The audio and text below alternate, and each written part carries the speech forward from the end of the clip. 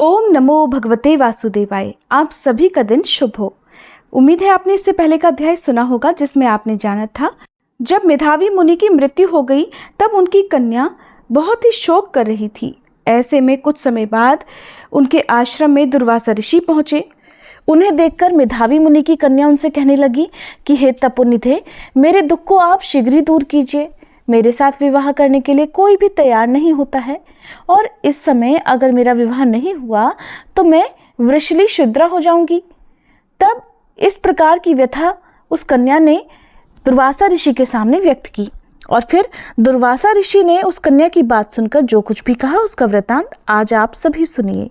इतना वृतांत सुनकर देवर्षि नारद ने श्री नारायण से कहा, हे तपोनिधे, परम क्रोधी दुर्वासा मुनि ने विचार करके उस कन्या से क्या उपदेश दिया सो आप मुझसे कहिए। श्री सूत जी बोले, हे द्विजो, नारद जी का वचन सुनकर समस्त प्राणियों का हित कर दुर्वासा का गुह्य वचन बद्री नारायण बोले। श्री नारायण बोले, हे नारद, मेधावी ऋषि की कन्या के दुख को दूर करने के लिए दुर्वासा ऋषि ने जो कुछ कहा वो सुनो। दुर्वासा ऋषि बोले, हे सुंदरी, गुप्त से भी गुप्त उपाय मैं तुझसे कहता हूँ।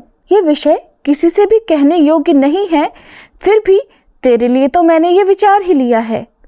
अब मैं विस्तार पूर्वक ना कहकर तुझसे संक्षेप में कहता हूँ। हे सुभगे, इस मास से तीसरा मास जो आएगा वह पुरुषोत्तम मास है। इस मास में तीर्थ में स्नान कर मनुष्य भ्रूण हत्या से मुक्त हो जाता है। हे सुंदरी, कार्तिक आदि 12 मासों में इस पुरुषोत्तम मास के बराबर कोई मास नहीं है।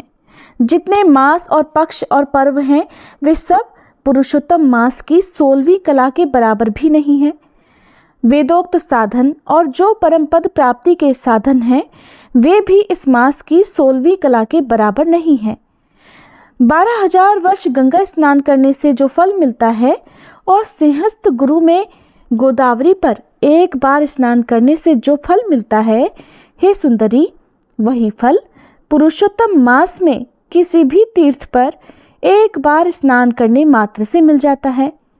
हे बाले, ये मास श्री कृष्ण का अत्यंत प्यारा है और नाम से ही ये भगवान का स्मारक है।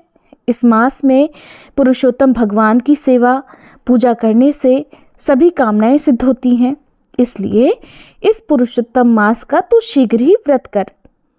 पुरुषोत्तम भगवान की तरह प्रसन्नता पूर्वक मैंने भी इस मास की सेवा की है। एक समय क्रोध में मैंने अम्बरीश राजा को भस्म करने के लिए अर्थ कृत्या भेजी थी।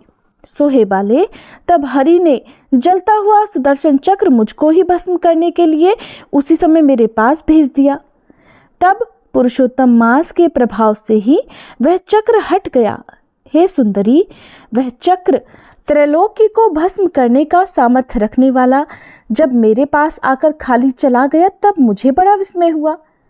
इसलिए हे सुभगे, तू श्री पुरुषोत्तम मास का व्रत कर।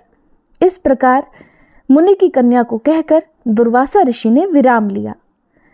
श्री कृष्ण बोले, हे राजन, दुर्वासा का वचन सुनकर भावों की प्रबलता के कारण असूया से प्रेरित वह कन्या मूर्खतावश दुर्वासा जी से बोली, कहने लगी, हे ब्राह्मण, हे मुने, आपने जो कुछ कहा वो मुझे पसंद नहीं है। माघ आदि मास कैसे भी कुछ फल देने वाले नहीं है। कार्तिक मास कम है ऐसा आप कैसे कहते हैं? सो कहिए, वैशाख मास सेवित हुआ क्या इच्छित कामों को नहीं देता है? सदाशिव आदि से लेकर सभी देवता सेवा करने पर क्या फल नहीं देते हैं?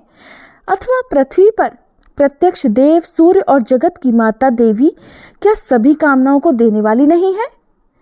श्री गणेश क्या सेवा पाकर इच्छित वर नहीं देते हैं? व्यतिपात आदि योगों को और शर्व आदि देवताओं को भी सबको उल्लंघन करके पुरुषोत्तम मास की प्रशंसा करते क्या आपको लज्जा नहीं आती? और हे मुने, ये मास तो बड़ा ही मलिन और सभी कामों में निंदित है। हे मुने, इस रवि की संक्रांति से रहित मास को आप भला श्रेष्ठ कैसे कह सकते हैं? सभी दुखों को छुड़ाने वाले परम श्री हरि को मैं जानती हूँ।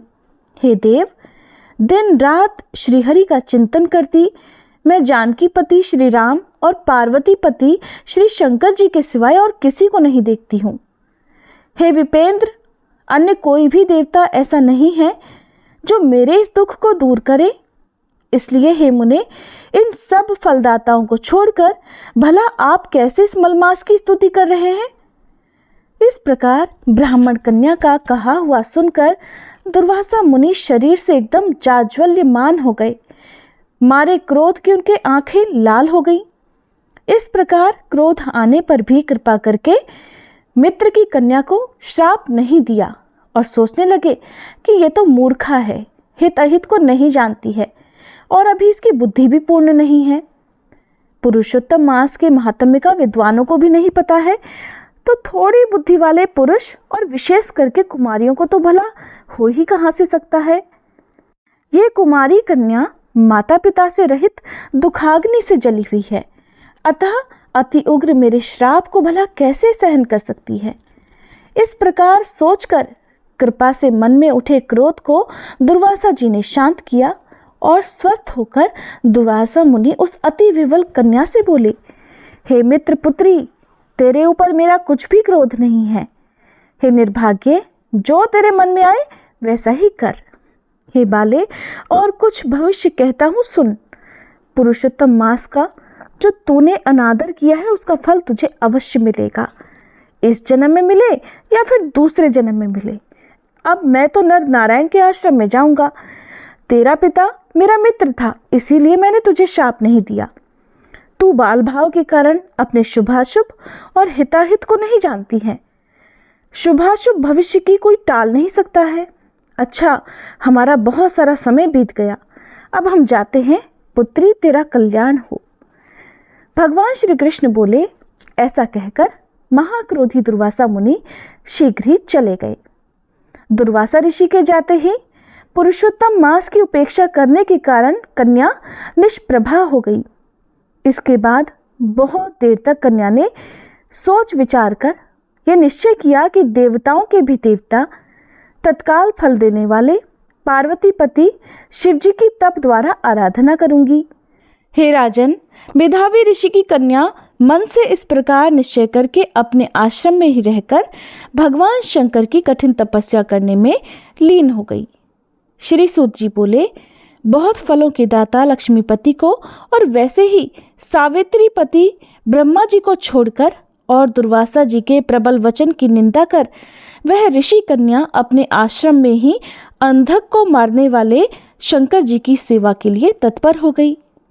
इसके बाद शंकर जी की तपस्या करने के बाद उसके साथ जो कुछ भी हुआ उसका वृत्तांत आप सभी अगले अध्याय में सुनिएगा। उम्मीद है आज की ये कथा आपको अच्छी लगी होगी। वीडियो अच्छी लगी हो तो प्लीज़ लाइक करना मत भूलिएगा।